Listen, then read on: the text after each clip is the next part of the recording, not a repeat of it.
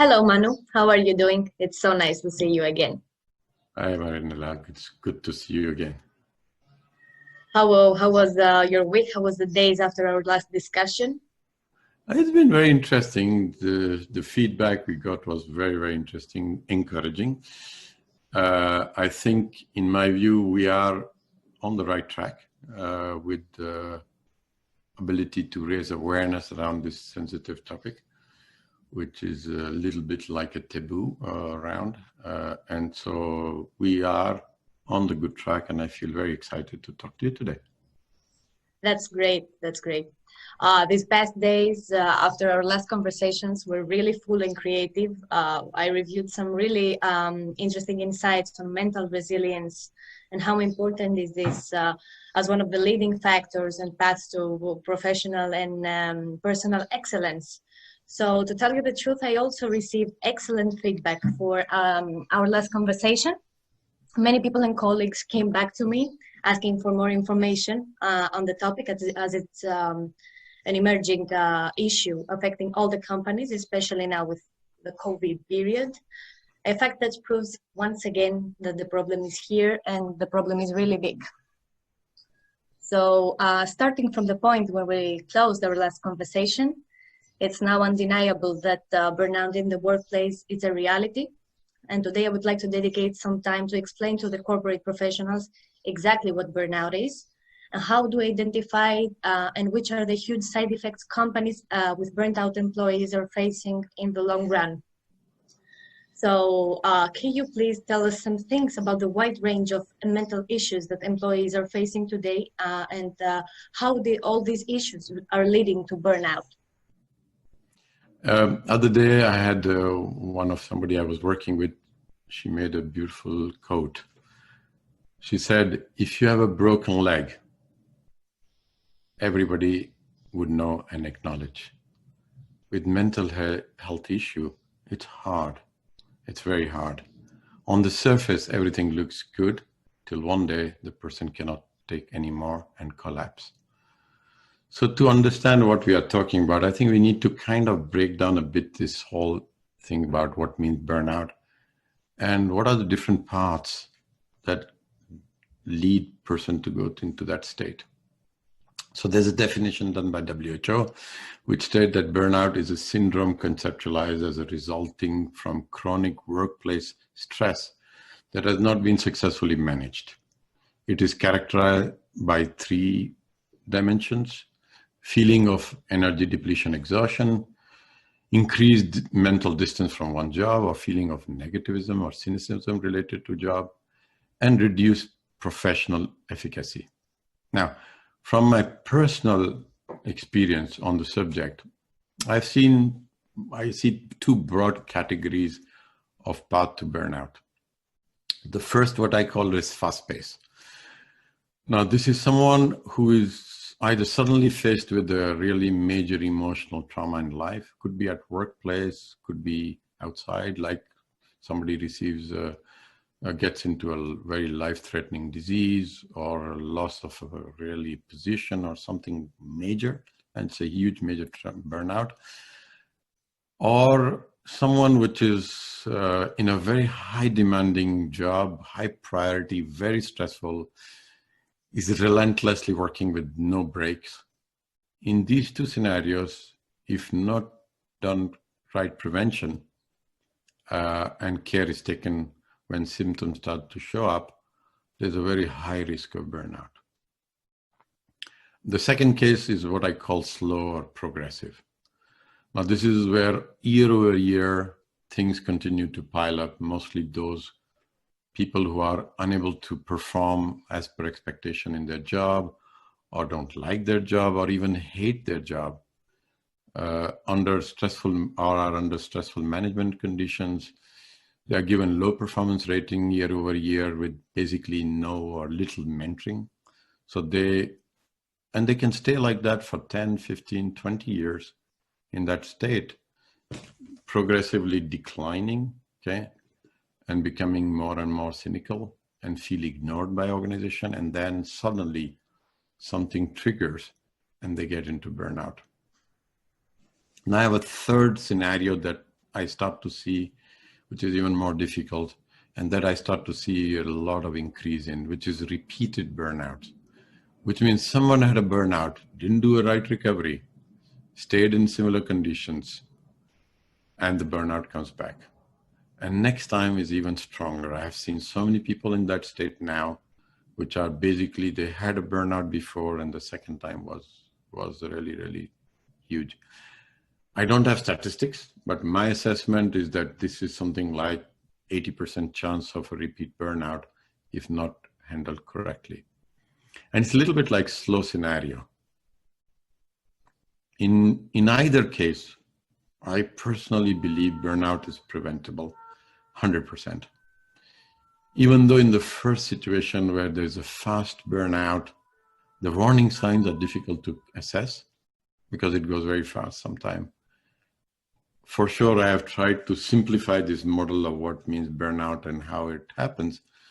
And most of the time is not as linear, okay? It can go into twists and turns, as a lot depends around how the individual gets help from a social help or a professional help, and the environment, if it is hostile or friendly, the effect that can come from immediate supervisors, close colleagues, family members, they play a very important role of how this plays out. So again, I don't have a yardstick in which you can say, well, this is how, and this is when it will happen. But from my experience of working last years on hundreds of cases, this is how it plays out. Okay. This is really insightful, and definitely there is not just one type of burnout, as some cases appear to be really mild and other ones come with greater syndromes and side effects and repetitive burnout incidents. And these cases should be differently addressed also when attempting to break out from the burnout circle. So, but let's move to another question first. How do you think burnout really affects modern companies in terms of real numbers and losses? What have you seen from your experience until now? There have been many studies done in different periods across kind of industries and different countries. So it's very difficult to paint one picture from here. Broadly, there are two kinds of cost I think we have to consider when we talk about cost of burnout. One is a cost to the individual, and the second one is cost to the organization. There was a recent study, I think it was about 4 years ago, from Stanford Business School that basically said, well, workplace stressors lead to between 125 to 190 billion dollars of healthcare spending in US. And it also leads to about 120,000 deaths a year. Now, this is what the external world sees. And now you have to add to this, from an individual point of view, the loss of opportunity and cost of unemployment, which can easily mount up, and numbers can be very high. Then the cost to the organization. Now, in terms of organization, it's a loss of productivity.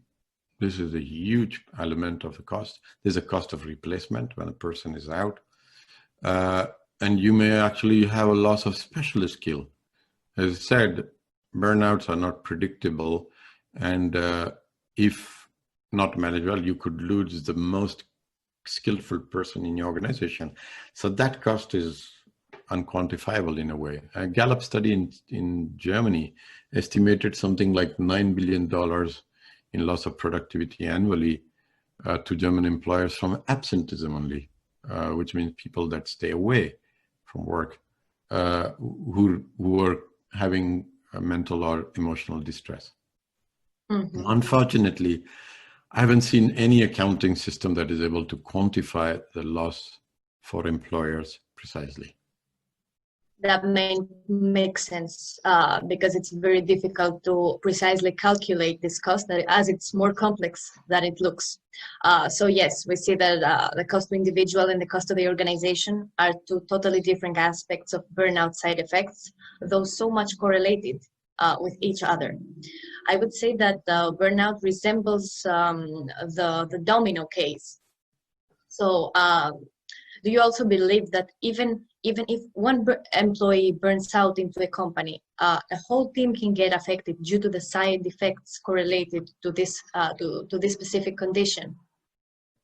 Yeah, absolutely, without doubt. I've seen so many examples where burnout has an impact on the organization and the team. Now, there is a work impact due to loss of team member. Okay, he or me has skills which are missed, and somebody has to catch up. There is a cost. There's a loss. There's a cost of emotional impact. Now, there's another thing which is really worrying, so especially from what I've seen, is burnout is a taboo topic, and it's very heavily loaded on both sides, the individual and the organization. It is never discussed openly. It's like an elephant in every corporate boardroom and organization today. Yeah, this is true. I can confirm that this is absolutely true. So yes, we can see that apart from the challenging psychological state of the employees who are facing burnout, the economic effects of burnout for a company are really huge. So what exactly should top management be doing before it reaches the point that it affects the company? Not just in terms of costs, but in general. Well, as I mentioned in my previous interview, for me, this is a board level topic. This has two aspects for board. One is economic, okay, which is profitability, loss of profitability for the company. And second one is human. Organizations are made of people. Those are the real assets. And it is a moral responsibility for every board and top executive of organization to take care of the people. Now, it has to be subject of focus also by CFO. And for me, HR has to be equipped with right tools and processes. Today, the HR, at least my perspective from people that I have talked to, which are my friends, colleagues from the past, they are made responsible for this, let's call it taboo subject, without any tools. And so they do their best with what they have. And to me, it is something that has to go beyond just a subject, which is a nice topic to be discussed as if it's an outside topic and not inside topic. So it has to come into the boardroom as one of the top topics. Yeah, that is true. And also it should be addressed from all corporate divisions that get affected from this issue. It's a real case. It applies. It's really here.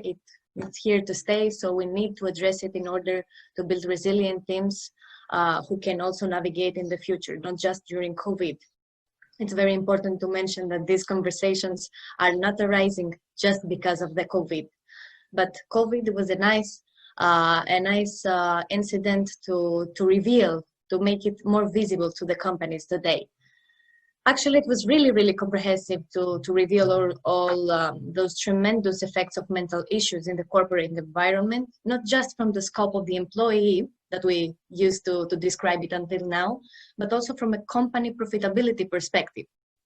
Have you recently, Manu, I'm pretty sure you did, have you recently developed any team building, resilience, and professional coaching method?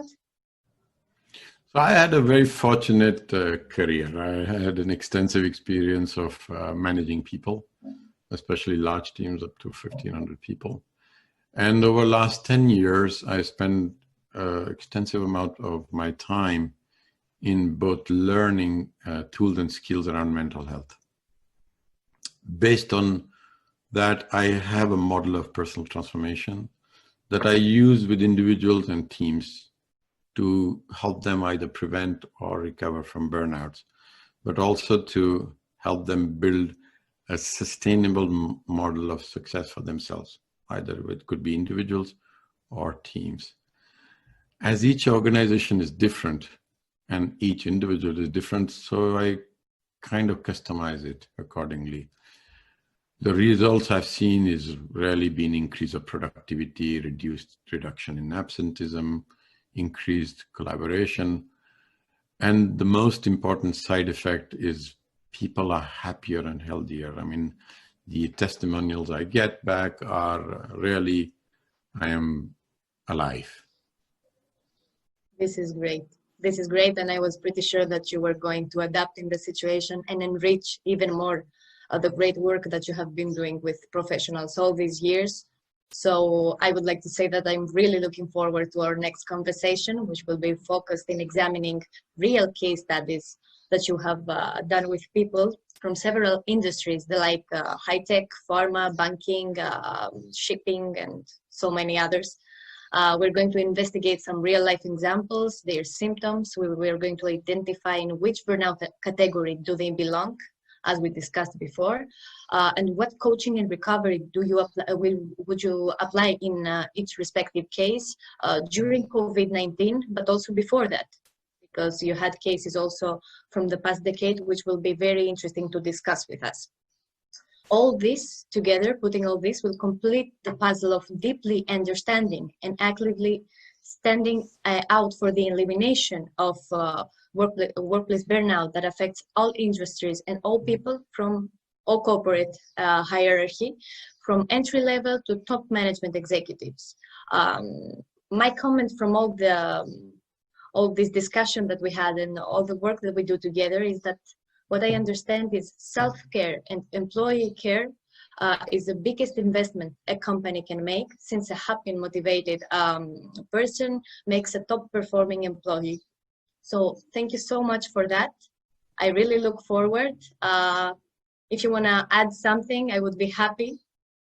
No, it was absolutely brilliant what we talked today.